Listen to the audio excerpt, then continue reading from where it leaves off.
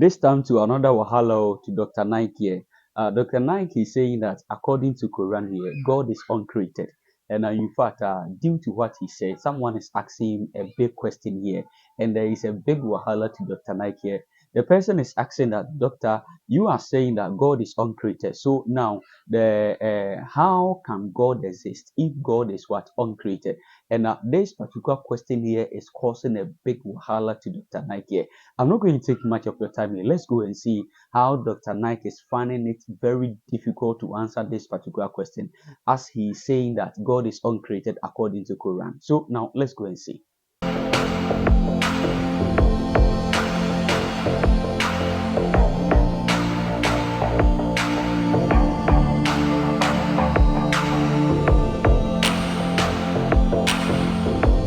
Hi, my name is Ahmed. I come from the glorious country of Iraq, and I'm a born Muslim. My problem is that I practiced Islam when I was. Brother, first we request questions from the non-Muslims. Once all the questions from non-Muslims are over, inshallah, we'll give you a chance. Yeah, but I'm telling you my problem only. It's okay. But you said you're Ahmed and you're a born Muslim. I am born Muslim. But now are you a Muslim or not? I'm agnostic. Oh, so now you have left the religion of Islam. Yeah, I'm confused. Okay, fine. If you have left the religion of Islam, you can ask the question, brother. Okay. So my question is, how come I don't have the faith that you and the other Muslims have and some of my friends, even though I practiced Islam a lot and I even did Umrah, but I still do most of the sins that are forbidden in Islam, and I sometimes am lazy to do the prayer and the other subjects we have to do in Islam. I have read many books and about other religions and conspiracy theories and documentaries and such. I even have seen your own videos on YouTube, and there are many questions that go around my head about Allah and the Messenger and Muslims in general. And basically, the most important question is, you said in one of your debates or questions that Allah is the creator and He's uncreated. But I have realized, how can the uncreated exist? And if He exists, how can we notice Him? How can we see Him or hear Him or feel Him or know of His existence if He's uncreated in our own dimension or so? That's one of the questions. Brother Ahmed said that he is a born Muslim. He comes from Iraq. He read the Quran, he read the books, but he commits many sins. He believes maybe sometimes he's agnostic and he's lazy for praying. Brother, before I answer your main question, if you do sins and if you're lazy for praying, that does not make you a non-Muslim. As long as you believe that praying is fard, sometimes you miss, it's a sin. It's a major sin that you sometimes don't pray, but that doesn't make you a non-Muslim. If you say praying is not required, then you're doing kufr. But if sometimes you do sin, sometimes minor sin, sometimes major sin, it is haram, it's forbidden, but that does not throw you outside the fold of Islam. There are sometimes waswasa of the shaitan asking you, you're a Muslim, but this is wrong in Islam, this is wrong. And it does deviate the person's mind. At that time, maybe your iman may be low. But these things should not make you consider that you're non-Muslim. Regarding a question that I mentioned in my speech, and you're right, that Almighty God is the creator, but He Himself is uncreated. You ask the question, how can the uncreated, how can we see the uncreated, and how it's possible? Allah subhanahu wa ta'ala is Khaliq, is the creator. And by definition, He's uncreated. Because normally people say that when they try and prove in logic that everything has a creator, who created this table, the carpenter, from where he got, from the tree, who created the tree, so it goes back to Allah. So when many of the people try to convince an atheist, they try and say that everything has a creator, and then they get trapped when the atheist asks him, who created Allah? So if you hear my tapes, I never go that way. I ask the atheist that how did you come to know about the universe? How did you come to know about the functioning of the stars, of the sun? And he says, and goes back, that the creator. So it's the vice versa. So if you know how to deal with logic, you don't trip over this problem with the atheist trap, the Muslims or the believers, by saying who created Allah. By definition, Allah is uncreated. And if you ask the question, who created Allah? If you have heard my tapes, I give the reply. That suppose a person comes and says that my brother John. Yeah, I know, I saw that, I heard that's funny, but I mean, how does he exist if he's uncreated? Not that is Allah. acclimated. Yeah. How That's can the he difference exist? between you and Allah. How does he exist means he was existing. He doesn't have a beginning. You and I have a beginning, that's human being. So that is the difference between us and Allah. You can't say that Allah has to be like us. If Allah is like you and me, why should we worship Him? I see, but have you heard of the phenomenon, the Big Brother, used by various orders and political agendas to control the people and such by implementing it into multiple gods, and then later on it became a monotheistic religions all over the world to make it easier for Big the Brother, people to... sorry, I've never heard of the religion Big Brother. It's not a religion, it's like a theory, an idea, basically. For What does it say? Yes? What does this idea say? What does it say? Is that when you have a big brother, it's easier for you to live life. When you have someone watching you the whole time, understanding you the whole time, protecting you the whole time, being with you the whole time, and you can talk to him, although he never talks to you back, maybe in your dreams, do it to your mind and such, it's easier for you to live. While a human who does not have a big brother and is not easily controlled into doing so and is having complete freedom is a danger for the major ruling powers and such. What does this say? I don't understand. Big Brother may be the Big Brother, may not be the... What does it have to do with Islam and God? What does it have to do? Because basically Allah is watching you the whole time. So you want to say that Allah is like a Big Brother?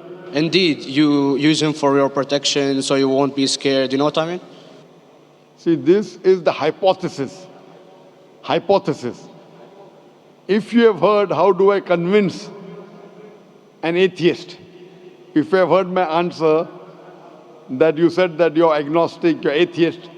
Yeah. So first thing I do to an atheist is I congratulate him. What? I congratulate him. Have you heard my answer of atheist? Yeah, you congratulate them and stuff. But I haven't seen your debates with the atheist. I just saw your answers on some questions. Fine, so you haven't seen the answer of atheist? No, but I've seen your debate with David William Campbell. And that's William Campbell is not an atheist. Yeah, yeah. Now when an atheist tells me he does not believe in God like your theory of Big Brother, yeah, and if you believe in that theory, I will ask you, first thing I do to the atheist, I congratulate him. You know why?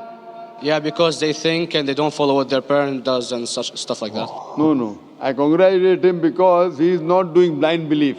The other people are doing blind belief. He is a Christian because father is a Christian. He is a Hindu because father is a Hindu. Most of the Muslims are Muslim because father is a Muslim. He is thinking. He says there is no God. He has said the first part of the Islamic Shahada, La ilaha. The reason I congratulate him is because he has said the first part of the Islamic Shahada, Islamic Creed, La ilaha. The only thing I have to do is illallah, which I shall do inshallah. So if you have heard my answer, an atheist becomes an atheist because he believes in science, he believes in logic. Or I ask him that if an equipment is bought in front of him, which no one in the world has ever seen, and if the question is asked, that who will be the first person who will be able to tell you the mechanism of this new equipment? What is the answer? Of course, he's going to tell you the producer or the maker of this equipment. Creator, producer, maker. So when we ask him questions that how did this universe come into existence, he will talk about the Big Bang. This what we're going to talk is already mentioned in the Quran 1400 years ago in Surah Anbiya chapter number 21 verse number 30. Avalam yaral lazina kafaru anna samawati wal arda kanat ratkum fataknahuma. Do not the unbelievers see that the heavens and the earth were joined together and we clove them asunder. This what you came to know 50 years back is mentioned in the Quran 1400 years ago. Who could have mentioned that? Well, in various civilizations in like 2000 or 5000 BC before Islam came or Christianity itself, there was various civilizations that are good in astronomy and they know more about our solar system than we do now, sadly. Brother, your knowledge of science is little, not in-depth. I do agree. There are certain things which were known as hypotheses. For example, we came to know we were proved that the earth was spherical in 1577. I know that in 6th century BC, there were Pythagoreans who believed that the earth was spherical. But the same Pythagoreans who believed the earth was spherical also believed that the earth was the center of the universe, which is wrong.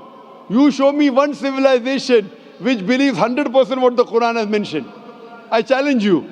What you say, so do you mean to say there was a person who said, okay, this civilization, out of 100 things, these 2 things are right. Out of 100 things, these 5 things are right. Out of this 100, and picked and chose. Who can do that? No one besides the Creator. Even if you know that there were 10 different civilizations, hundreds of civilizations, there is not a single civilization that you know in the past which knew 100% of science what we know today. So where is your logic? Where is your theory? I do know that certain things were hypotheses, which were proved later on. But there is not a single civilization which knows everything what is mentioned in the Quran. So the answer goes back to the original question, who could have collected this in the Quran?